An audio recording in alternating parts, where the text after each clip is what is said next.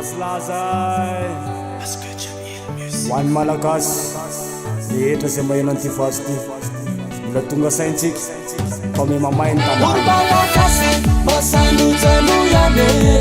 fa me miakaratsana ole fiainana eto tanàna Olo malagasy madinotiny ihany fa me mafiatrano ole fiainana eto tanàna Miakatany fitim-ba sy ny fireto mamay be Nisy olo kely andany ka natao tsy misy fa mivaritra eny amoron-dalana dia enjey amin'ny polisy Tony tady letiky ty gasikara ao anaty lavaka tsara ahoana le farany le dimy sy fary To mampalahelo fa tsy dia zao atao Fô mikôsiko bakeo anao dia nifonjano anao Olasy atao very le mamalagasy Ohatrany hoe mitady ho voazanaka indray tsika gasy Ka andao eritsory andresy ireo kolikoly Indrindra ny tanora aoka tsy dorororo Famila mivoaka ijery le sosialy vahoaka Ka tsy ampianatsika antsakasaka eo tsy mataodoro Masanojano ihany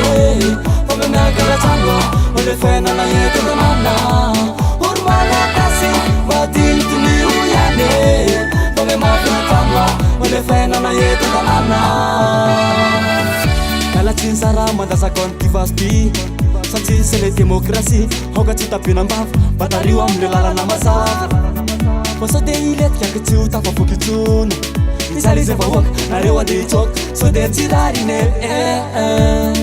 To mitady asinareo raha mandrika indray eto amin'ny tanàna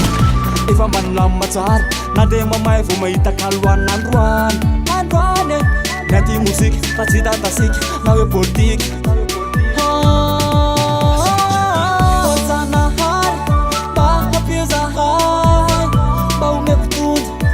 Simla Pati amin kus Habi cali refa woka Malau hasan devule Ulu malakasi Maselu jano yane Pome miakala jano Ole fena na yeto tanana Ulu malakasi Madintuni uyane Pome mafia jano Ole fena na yeto tanana Ono alty ilaza vonina raha irony sakafo lo-pirenena Non tsy avera sady mbola tsy mety amintsika zany lo milamba am'izao tsy mamono malagasy ray tany-draza ray raha fa olo tsotraotra zao ihany sa hoana Olo malagasy masanojano ihany fa me miakaratsano ole fiainana eto tanàna Olo malagasy madinotiny ihany fa me mafiatrano ole fiainana eto tanàna Olo malagasy masanojano ihany fa me miakaratsano ole fiainana eto tanàna Olo malagasy madinotiny ihany fa me mafiatrano ole fiainana eto tanàna